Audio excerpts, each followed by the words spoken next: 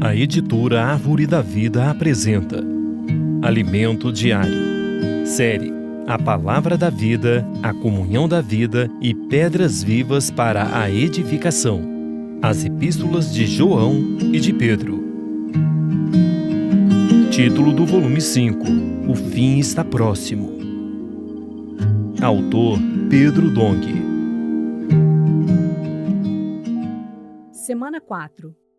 Armar-se com o pensamento de Cristo para o sofrimento. Segunda-feira. A redenção nos conduz a Deus. Ler com oração. Cristo morreu uma única vez pelos pecados, o justo pelos injustos, para conduzir-vos a Deus. Morto sim, na carne, mas vivificado no Espírito. 1 Pedro 3,18. O tema desta semana é armar-se com o pensamento de Cristo para o sofrimento. Os escritos de Pedro visavam encorajar os judeus cristãos que estavam espalhados pelas nações e passavam por tribulação e perseguição. Pedro adverte que os sofrimentos são necessários, pois eles aperfeiçoam e purificam nossa alma, retirando de nós impurezas, tais como orgulho e independência de Deus. Ao ser afligidos e abatidos em espírito, mas tendo amor reverente pela palavra de Deus, proporcionaremos em nosso interior um lugar de habitação para o Senhor. O julgamento de Deus começa pela igreja, por isso devemos suportar os sofrimentos que nos advêm, enchendo-nos de sua palavra e servindo aos irmãos com os dons que recebemos. É assim que seremos edificados em amor e reinaremos com Cristo no milênio. A partir do dia de Pentecostes, o apóstolo Pedro foi grandemente usado por Deus na geração da igreja em Jerusalém. Isso aconteceu porque ele entendeu que, apesar de o Jesus ressurreto ter aparecido várias vezes aos discípulos, após sua ascensão, ele não aparecia mais, mas sua presença estaria na palavra que seria ministrada pelos apóstolos a partir de então, os quais passaram a anunciar ousadamente o Evangelho.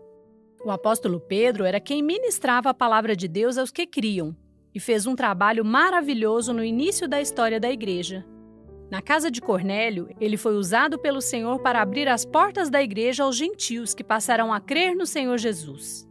A partir daí, a igreja passou a ser composta dos judeus que creram em Jesus no dia de Pentecostes e dos gentios que nele creram na casa de Cornélio. Atos 10. Dessa forma, a igreja prosperava em toda a Judéia. Alguns que eram da seita dos fariseus, da liderança do judaísmo, também creram no Senhor Jesus. No entanto, entre eles havia aqueles que defendiam o cumprimento das tradições judaicas, da lei de Moisés, da circuncisão e de outros itens.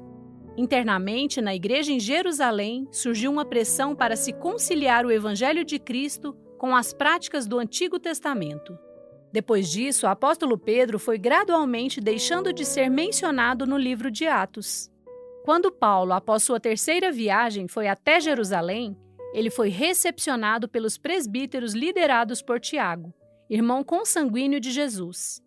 Ali havia dezenas de milhares de judeus convertidos, e todos eram zelosos da lei de Moisés, não havendo mais menção de Pedro nem dos demais apóstolos. O apóstolo Pedro reaparece em suas epístolas. A primeira delas foi escrita em Babilônia, e a segunda é tradicionalmente reconhecida como tendo sido escrita em Roma. O encargo principal de suas cartas era apacentar e pastorear os judeus que creram no Senhor Jesus e que estavam espalhados pelas nações no mundo. Esses judeus que habitavam em nações estrangeiras, mesmo sendo cristãos, viviam em constante desassossego. O próprio Senhor Jesus afirmou que a igreja permaneceria no mundo para cumprir a vontade de Deus.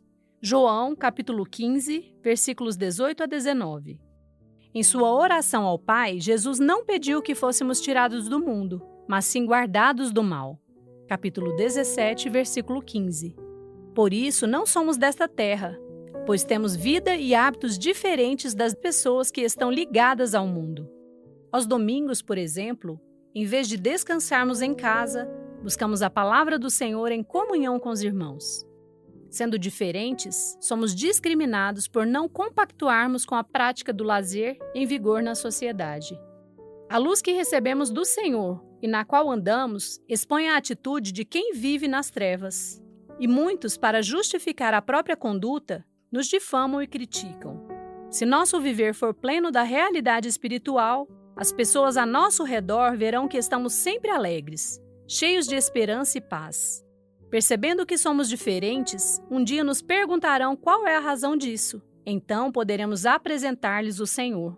Antes, santificai a Cristo como Senhor em vosso coração, estando sempre preparados para responder a todo aquele que vos pedir razão da esperança que há em vós.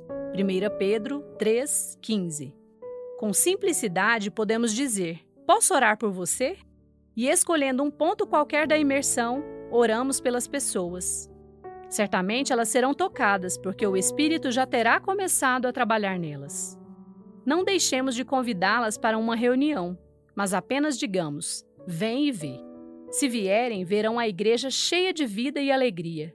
E verão como os irmãos amam a palavra fazendo imersão, gritos de guerra e louvando a Deus. Isso atrairá as pessoas e muitas serão ganhas. Querido leitor, o ponto-chave é que Cristo morreu uma única vez pelos pecados, o justo pelos injustos, para conduzir-vos a Deus. Morto sim na carne, mas vivificado no Espírito. 1 Pedro 3,18. Os cristãos, de maneira geral, entendem que a obra de Jesus na cruz teve como finalidade principal a redenção dos pecados. De fato, essa foi uma das razões, mas o objetivo final da redenção é conduzir-nos a Deus. Nossos pecados foram perdoados para quê? Para sermos conectados a Deus. Assim, o propósito último da redenção é conectarmos com Deus de forma a vivermos por sua vida e natureza, por meio da palavra da vida que nos é suprida.